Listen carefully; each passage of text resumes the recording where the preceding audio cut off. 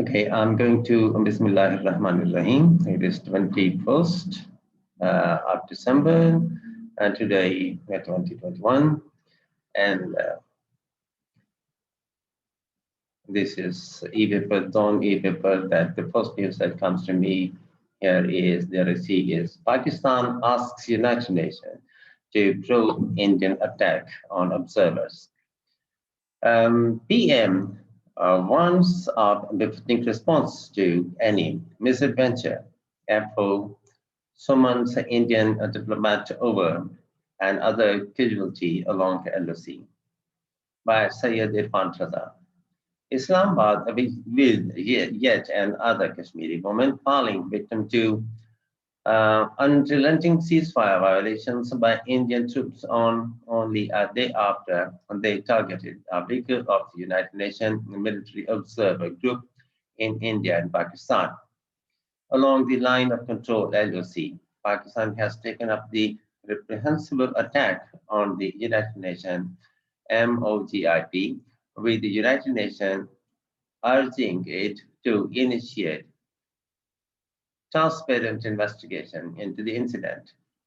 As the situation along the LOC continued to deteriorate, Pakistan's permanent representative to the United Nations in a letter addressed to the United Nations Secretary General, UNSG, and the President of the United Nations Security Council requested them to forcefully condemn the attack on UNMOGIP members and ask India to respect the 2003 ceasefire understanding, while Prime Minister Imran Khan warned the world community that in case of any false flag operation, India would be given a befitting response at all levels of the threat.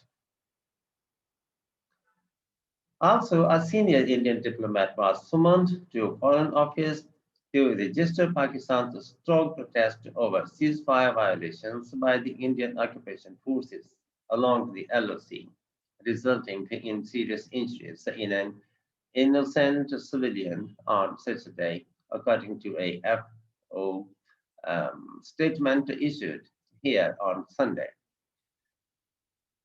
Sagida was Sagida, 25-year-old daughter of Muhammad Hanif, sustained serious injuries when a Khori village in the Rakchikri sector of the LOC faced indiscriminate and unprovoked firing from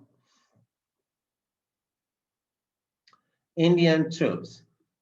Prime Minister Khan, in a series of tweets on Sunday, said that India's deliberate firing on the United Nations MOGIP vehicle, despite clear United Nations markings and flying a blue United Nations flag, showing India's total disregard for all international norms of acceptable state behavior and respect for international law and United Nations. Pakistan strongly condemned this rogue behavior.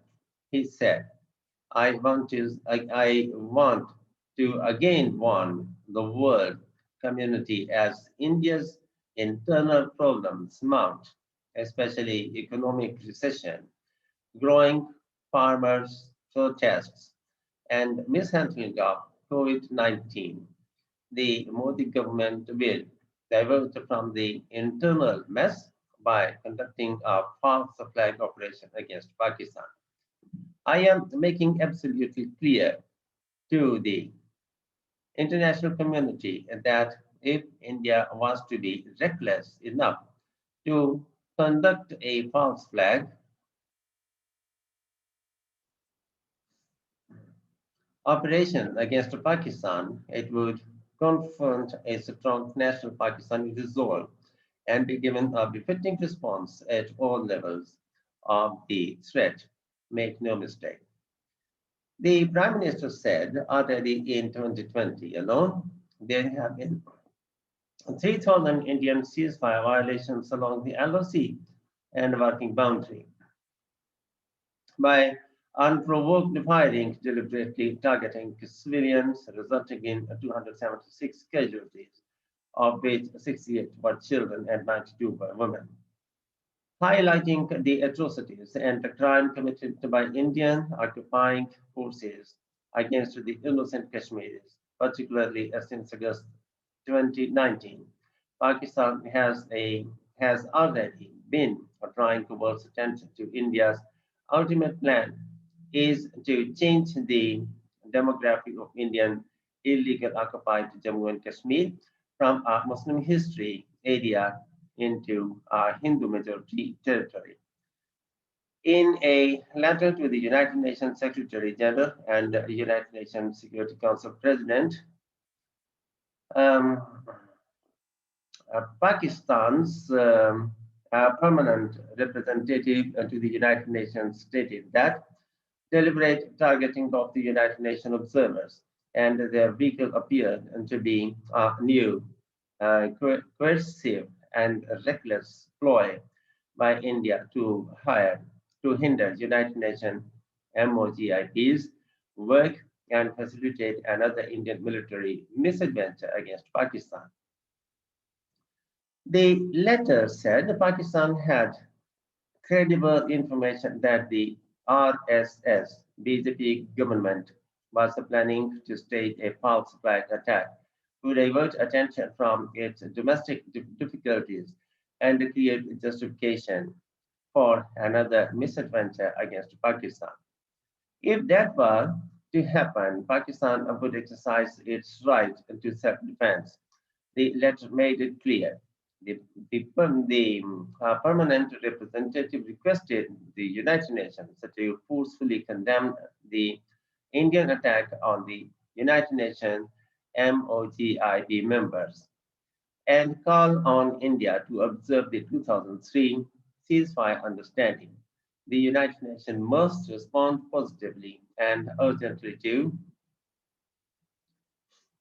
repeated calls by Pakistan to strengthen United Nations MOGIP and improve its ability to observe and report on ceasefire violations, the letter contended. Pakistan also reminded the United Nations that the illegal and inhuman military siege and the communication lockdown in the occupied territory had lasted over 500 days, with India's ultimate plan being able to turn the IIOJK from a Muslim majority area into a Hindu majority area. According to the Ministry of Foreign Affairs website, Pakistan has taken up the reprehensible attack by India on the United Nations MOGIP observers and their vehicle along the line of control LOC, with the United Nations urging it to initiate a transparent investigation into the incident.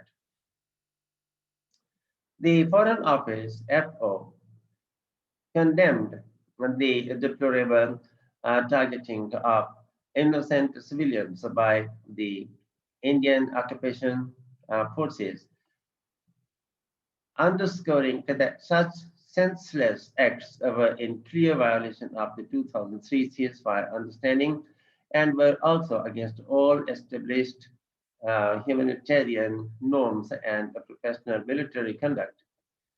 The egregious violations of the international law reflected consistent Indian attempts to escalate the situation along the LOC and were a threat to regional peace and security, the Foreign Office statement added. By rising tensions along the LOC and the WB, India could not divert attention from the grim human rights situation in the IIOJK, it said. The Indian side was once again called upon to investigate incidents of deliberate ceasefire violations and maintain peace along the LOC and the WB.